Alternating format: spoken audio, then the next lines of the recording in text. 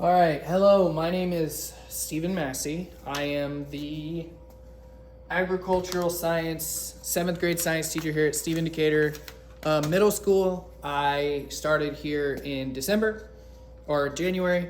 I took over for the long-term sub. I've been working with the district since August. I student taught at Dennis. I am going to review one of my units that I've recently covered and talk about the three inquiry-based lessons and one lesson that I did that was my observation for my principal, my assessment of teaching. So that one of those lessons is less inquiry-based and more of like what a daily lesson would look like. So one thing that I love about DPS is the curriculum, science curriculum. I used to work at Tuscola and they didn't have a science curriculum. And so I'm in love with HMH, science dimensions, the vocab, the standards, and just how it's structured. So how this is structured is every unit, we have a unit opener. Every lesson, you have a lesson opener. Now the lesson opener I put in with vocab, and the unit opener could be a whole day, a whole class period. I supplement PowerPoint material as well when it's needed, when something might be too dense. I break it up into shorter bullet points for students to digest or study by themselves when they have a quiz coming up or a test. So, an example of HMH right here is the unit opener. You can't quite see that. I know in the video you won't be able to see that very well, but it goes unit opener and then the fossil record. So the unit opener in a typical unit opener lesson would be we read the little paragraph, and then we get into this discussion here. We have about 5 or 6 questions that we are not meant to answer all of. Some of them are just going to be, I don't know, let's skip that one. And then, or maybe we talk and we come up with an answer that we like. And they do this all in their workbooks. Cool thing about HMH, each student gets a workbook, also a digital copy. So this is my digital copy. I'll do it up at the desk with them. I'll do it up in the front of the classroom with them, similar to how I'm doing this right now. And we will come up with answers that we hopefully can answer by the end of the unit. So we kind of have a goals that we're working towards, or questions that we're answering throughout the unit. If this will sound familiar because this is how the lesson opener works as well. So the lesson opener will give us a big question to answer. So how can fossils help us learn about a whale that lived about 40 million years ago? Now the thing that I supplemented during this was that 40 million years. Class, is 40 million years a long time? Well, everybody raises their hand. Yes, absolutely. Insane amount of time. And I said, what if I told you that 40 million years is not a long period of time? What if I told you that it's about a fraction of a second compared to how long the Earth has actually been around? And this is where I would show them the Earth calendar, kind of like the cosmic calendar. You break up Earth's history all into one calendar, and you show them how long humans have been around, how long life has been around, and it's like maybe the middle of December. So Earth was uninhabited or inhabited by single cells for way longer than complex life forms have. Forgive me if I go off screen every now and then, checking to make sure it's still recording. I tried to do this on my phone and the camera kept overheating, so I'm doing it on my school's iPad. So that would be a lesson opener. As I stated, I would supplement that with the vocab. So we get done with answering these 2 questions. They would answer the question in their evidence notebook. And then by the lesson, that's our goal, okay? You'll be able to explain how fossil data can be used to provide evidence of the history of life on Earth. Now, like I said, I supplement in vocab there because I don't think HMH hits vocab as much as I particularly would like to. So we have this table over here. I'm gonna flip the camera around. Hopefully it's not too jarring for you. I have an example of that over here. Students would put this table in their notebooks, the vocab definition, and then they draw a picture of how their of what would remind them of the definition. This is also a good time to show you what my classroom looks like. Giant science classroom. I know, I'm quite lucky. So let's fix the frame here, and then let's get into the unit itself. So, as I stated, we have a unit opener, we have a lesson opener, and then each lesson is broken up again into 3 explorations, which from everything I've learned is excellent. You know, you're exploring, you're not really, you know, doing a sit-down lesson. In science, we explore and we learn, okay? So we have our lesson opener, and then we get into the actual, what an actual lesson would look like, which is our exploration 1. You can do about an exploration a day, depending on how rowdy they want to be for the day, but classroom management, you know, that kind of takes care of it. Since I started, I haven't had any trouble getting through an exploration a day. How my typical class works is we will sit down, I take attendance, and then we jump into it. You know, we talk about what we're doing for the day. I give them an overview. I give them the goals for the day, what we're going to be covering, and then we get into it. So for this example, we would read, let's get rid of the table here. We would read the paragraph, we would watch the video, and then we'd answer this question here, okay? And what I do kind of differently is I encourage them to be wrong. To be okay with being wrong. Now I have an answer key up here, somewhere up here, and I know what the answer to this question is. However, I want them to be in charge of their own learning. Okay, so if they think one of these is the answer, so let's just, for example, hopefully I don't get lucky.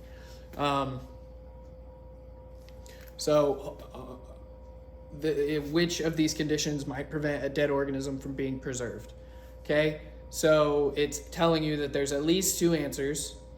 Being trapped in tree sap, being eaten or decomposed, being dissolved by water, or being buried by sediment. Well, we're gonna check it. Oh, I got lucky. I was right.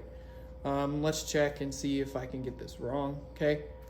If it was wrong, then the students have another chance to think about it. Why is that not right? There's so many other questions that open up this possibility. So that's something I kind of implement as we go. I think that my lab leads right into my lab, which is modeling of fossil formation. Now, how I did this first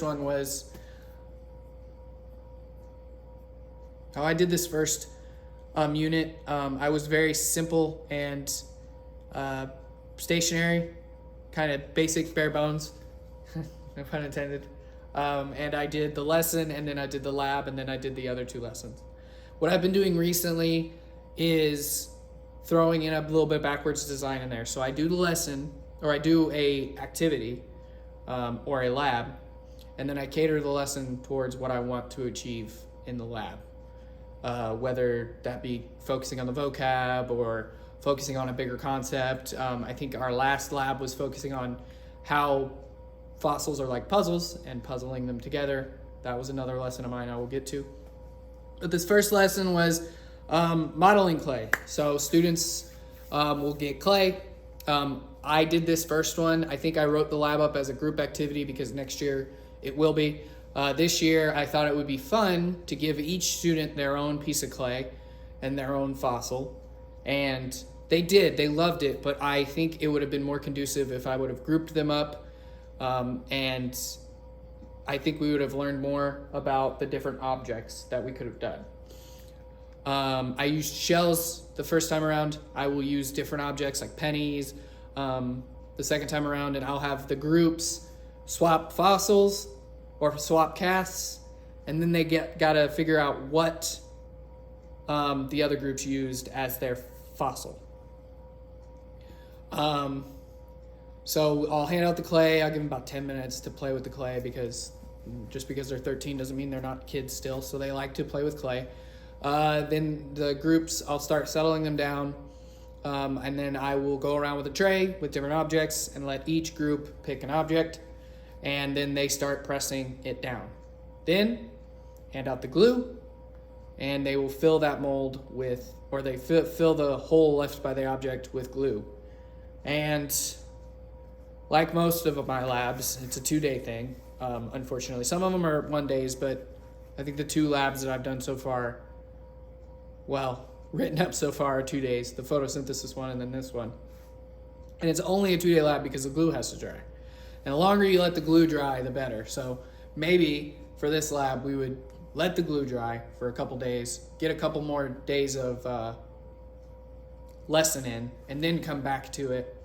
And maybe they've forgotten what their object was, and then each group can predict their own object along with the other group's object. So we would go through the steps. I think next year also this will be a very, I've been very hands-on with some of my labs. I work it with them. Next year, when I have time to model this, I'm going to give them the lab and they are going to do it themselves. Okay, so the first couple I'll probably do it with them, but after the SOFA long, I'm cutting the leash and I'm letting them do the labs. They're going to follow the steps, follow the procedures. If they mess up, it's a part of science, okay? It's a learning moment, never a bad thing, as long as they know where they messed up and they can tell me why or how they messed up.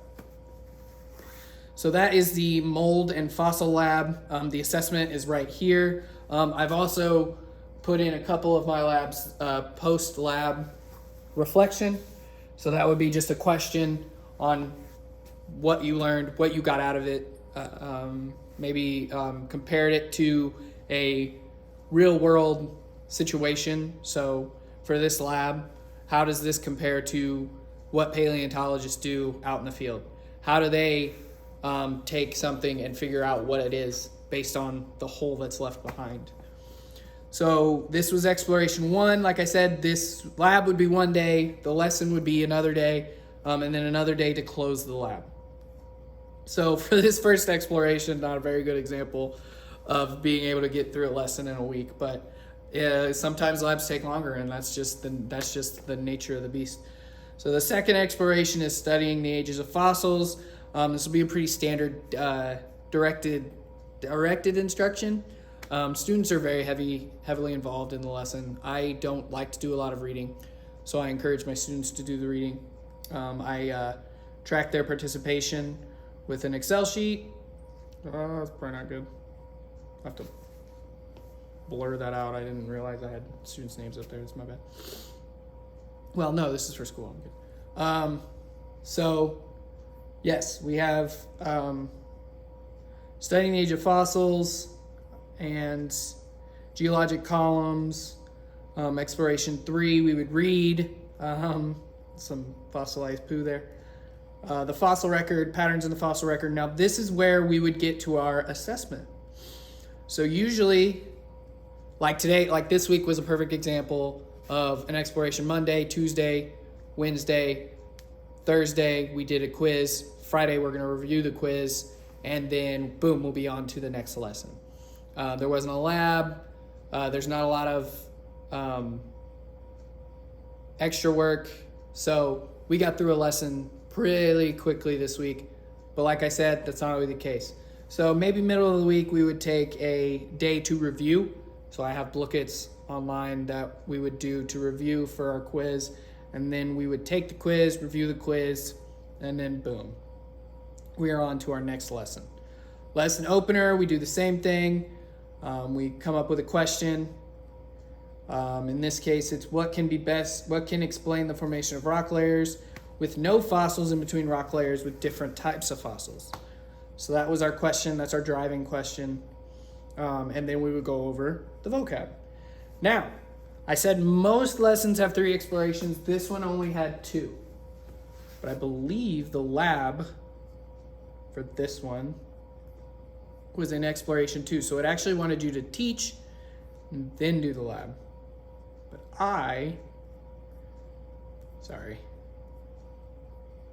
kind of did the opposite. So mold analysis of the fossil record. Oh yeah, this is the lab that I didn't cover this lab, but I did do something in its place. I will do this lab next year. But then anyway, we would do a quiz on that. It depends on how much we cover. If we covered a lot and I think it's quiz and I want to assess what they learned, I'll quiz them. Sometimes we just move on to the next lesson. Usually I start and end. So the first lesson there'll be a quiz, and the third lesson there'll be a quiz, and then we take our unit test. So we're going to move on to Common Ancestor. We have the Common Ancestor here, and then we have our lesson opener and our vocab. I didn't show you an example of our vocab. Let me do that right now. So our example of our vocab would be evolution, the definition, the common ancestor, and then embryology. That's an example of kind of what a PowerPoint of mine looks like.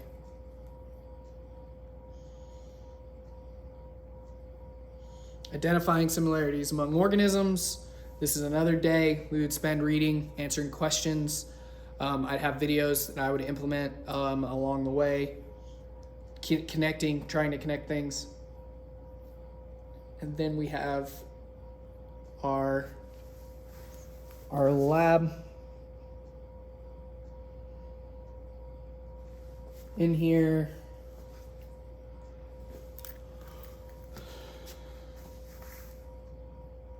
Make inferences from evidence.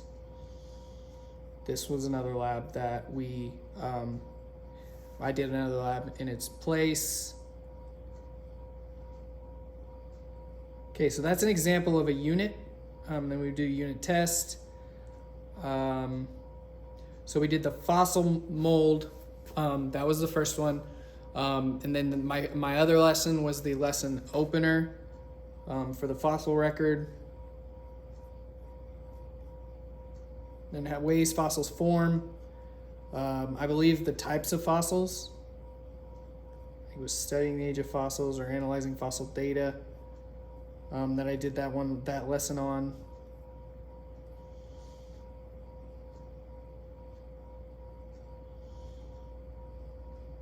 Okay.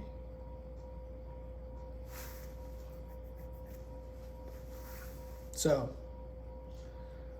we had the picture lab. That was the most recent lab that I did. That was applicable. I think I replaced a couple of these labs with the labs that I did in its place. So analyzing evidence about history of life.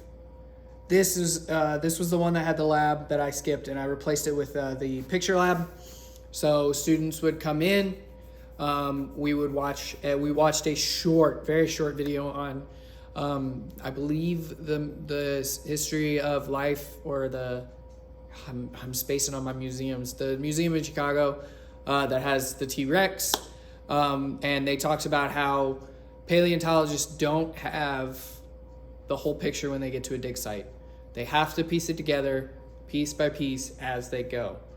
And that is what drove this next lab, which was about a picture. I cut into 10s. Each student got their own baggie. Once again, next year I will group them up.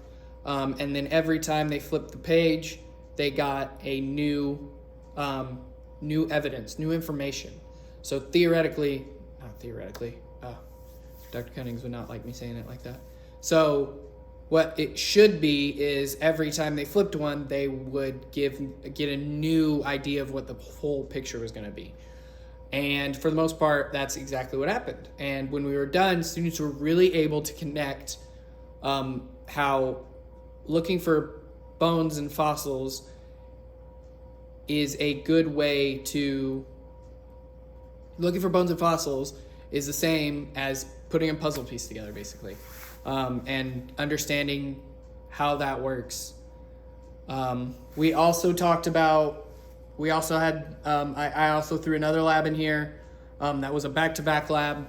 I didn't really talk about it in my lab write-up, but the erosion lab, what we did was we talked about layering of Earth and how Earth layers on top of each other, and superposition, that idea that the top layer is always going to be younger than the bottom layer, and that different layers of sediment are different time periods. And when that fossil gets stuck in there, that's how you can tell, you can relatively date that fossil based on the rock around it. And I wanted to show them what a real world example of erosion looks like. This was a supplemented lab I threw in the middle of the week. We didn't have, I think actually, to be honest with you, I think it was for patterns of change in life on Earth. Right after we did the lesson opener, I threw in the erosion lab because students just were not understanding how water can move such big things like a mountain, like how water could cut through a mountain. I tried to show them the Grand Canyon, and that also didn't click because it's just always been a canyon in their mind. And what I wanted to show them was how quickly water and efficiently a small stream can move rock and dirt and sand and gravel. And so what I did was I took a tray and I dumped out all of those things into a tray, and I steadily poured about 1,000 milliliters, I think, or 5,000 milliliters into this pan with all the dirt and rock. And I watched, and they watched as this rock cut through, or the water cut through this layer of sediment, and how that if you were at the bottom and you were a living organism, you'd be buried. And after a while, that rock turns to stone, or that rock, sand, dirt turns to stone. And if the pressures are right, you get a fossil. This is how fossils are discovered. Sometimes there's climate shifts and new rock is exposed, and sometimes there's bone in those rocks. So that's 3 of those lessons that I've talked about. The mold inquiry-based, the erosion lab, the picture lab, and kind of an overview of how my lessons work. And how I would teach a unit here at Stephen Decatur. This is what I've been doing for months now. We kind of teach, I assess, they fill out their books. I go through and I check their books, make sure they're getting the right information. If something needs to be retaught, I try and supplement a lab to kind of give them another way of looking at it. It's not always a lab. Sometimes I just have to reteach, and that's kind of frustrating, but it's the name of the game, right? If the quizzes don't turn out the way they are, or if the assessment doesn't work the way I think it should work, I revisit it.